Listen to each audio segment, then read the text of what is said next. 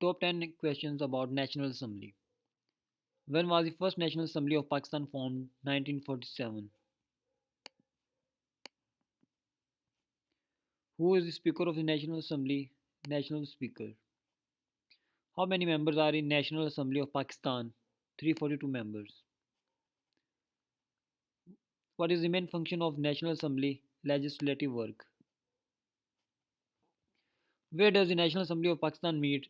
Islamabad. What is the maximum term of National Assembly? 5 years. Who elects the Prime Minister in Pakistan? National Assembly. What is the role of opposition in the National Assembly? Scrutinize bills.